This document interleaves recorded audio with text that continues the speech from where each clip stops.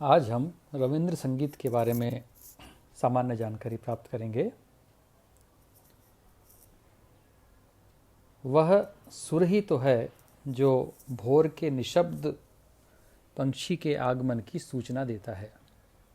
ये शब्द हैं कविरत्न रविंद्रनाथ ठाकुर के, जिन्होंने संगीत की एक नई विधा को जन्म दिया।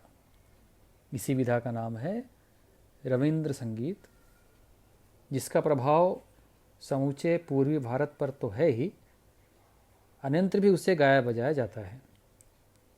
सन 1825 ईस्वी को रविंद्र संगीत शब्द सर्वप्रथम प्रयुक्त हुआ।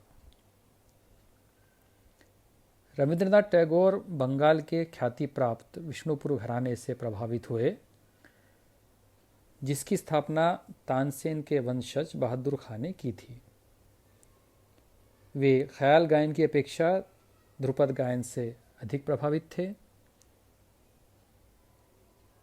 टैगोर की संगीत शिक्षा बड़ी छितरी हुई सी रही।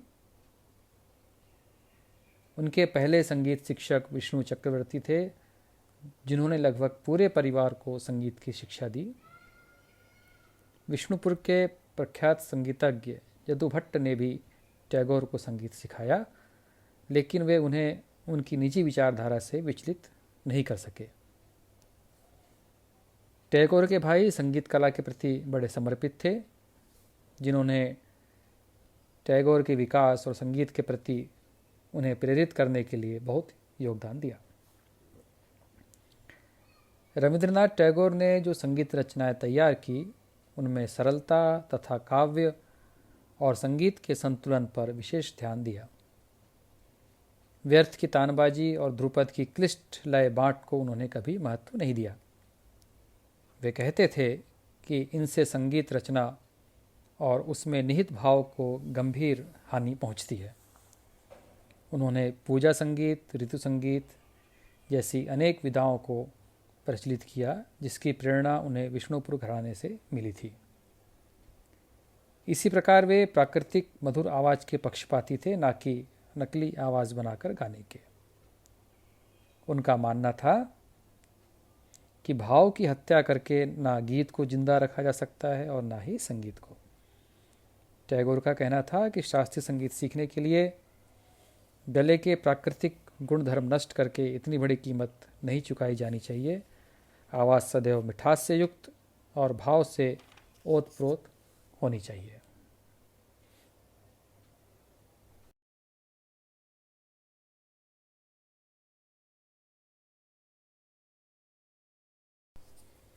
अब हम बात करते हैं रविंद्र संगीत की विशेषताओं के बारे में।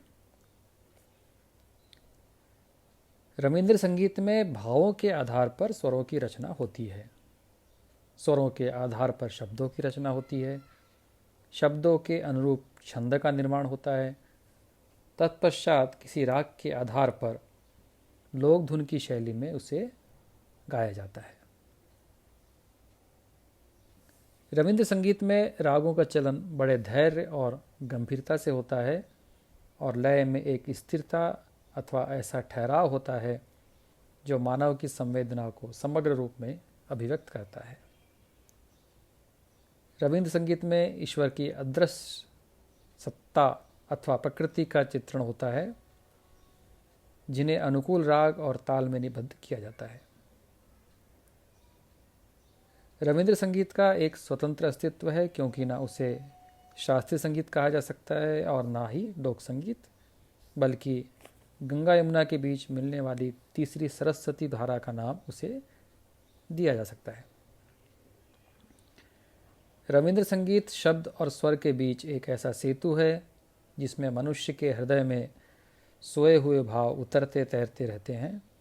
मंथर गति ही उसका प्राण है। टैगोर द्वारा लिखित लगभग 4000 गेय गीत रविंद्र संगीत में उपलब्ध होते हैं।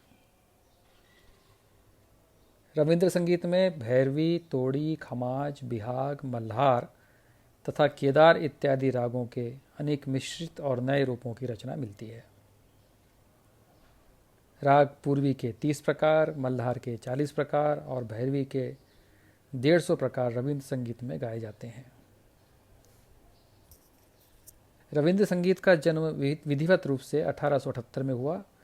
अपने कुछ नाटकों में उन्होंने भाव प्रधान पाश्चात्य संगीत का भी प्रयोग किया। बहती हुई नदिया की धारा के बीच बहती हुई नाव के चप्पुओं की ताल पर मांझी की पुकार, पनिहारिनों के गीत, खेत को जोतते हुए किसान का उल्लास, गोद में झूलते हुए शिशु की माँ का प्यार भरा लोरी गीत और स्वच्छंद विहार करते पक्षियों को देखने वाले कवि का मन तथा उससे उत्पन्न कल्पना प्रसून्न भरे गीत रविंद्र संगीत की आत्मा है।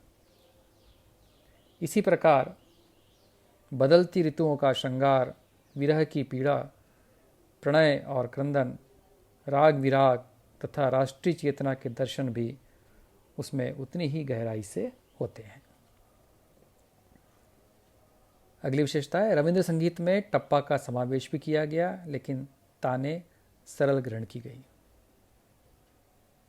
तालों में सरलता का ध्यान रखा गया, जिससे गीत को कोई आघात ना पहुंचे।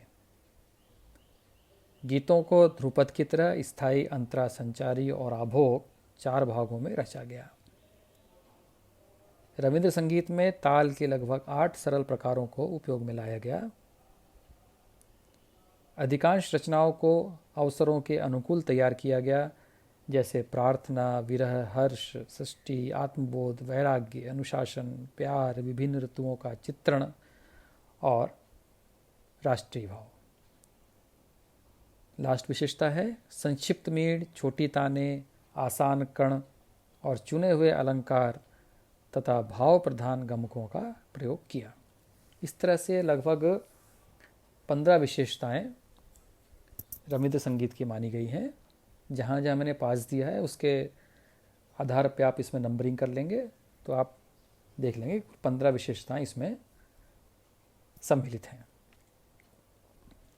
अनेक शास्त्रीय रागों को रविंद्रनाथ टैगोर ने अपने ढंग से प्रस्तुत किया। भारतीय संगीत के आराधना परक संगीत से वे प्रभावित थे, परंतु ध्रुपद, धमार और ख्याल आदि विधाओं में जो शब्दों की हत्या कर दी जाती है उसके वे घोर विरोधी थे। इसलिए उन्होंने शास्त्रीय संगीत और लोक संगीत के बीच की ऐसी धारा प्रभावित की जिसे संपूर्ण लोक ने सराहा। रविंद्र संगीत को छोटे बच्चे भी बड़ी सरलता से गा लेते हैं और बड़े भी। रविंद्र संगीत की सबसे बड़ी विशेषता है भाव का अभिव्यक्तिकरण। इसी प्रकार रविंद्र संगीत के प्रत्येक पद में एक स्थिरता और ठहराव दिखाई पड़ता है। वैष्णव पद, ईसाई प्रार्थनाएं, समूह गान, उत्तर भारतीय संगीत का ध्रुपद गान, कीर्तन, पाश्चात्य ओपेरा, सभी को रविंद्रनाथ ने हृदयंगम करके रविंद्र संगीत को ढाला था। लेकिन उसका आधार उसकी लोकमान्य सरस शैली थी, जो बिना किसी क्लिष्टता, बिना किसी शास्त्रीय ज्ञान और बिना किसी बंधन के मानव मन द्वारा निसृत हो उठती है। इस तरह से आज के व्याख्यान में हमने मुख्य रूप से रविंद्र संगीत का सामान्य परिचय और रविंद्र संगीत की जो मुख्य 15 विशेषताएं थी उसके बारे में जानकारी प्राप्त की है। इस व्याख्यान के अगले भाग में हम रविंद्र संगीत के जो विभिन्न प्रकार, जो मुख्यतः 6 भागों में विभाजित हैं, जैसे पूजा के गीत, स्वदेश गीत, रविंद्र गीतों में प्रेम, प्रकृति गीत, नृत्य नाटक और विविध गीत, इस तरह से जो रविंद्र संगीत के विभिन्न प्रकार हैं इनके बारे में जानकारी प्राप्त करेंगे। और तत्पश्चात फिर इसमें रविंद्र संगीत में कौन सी ताल, कौन से छंद ये प्रयुक्त हुए हैं, इसके बारे में भी हम जानकारी प्राप्त करेंगे।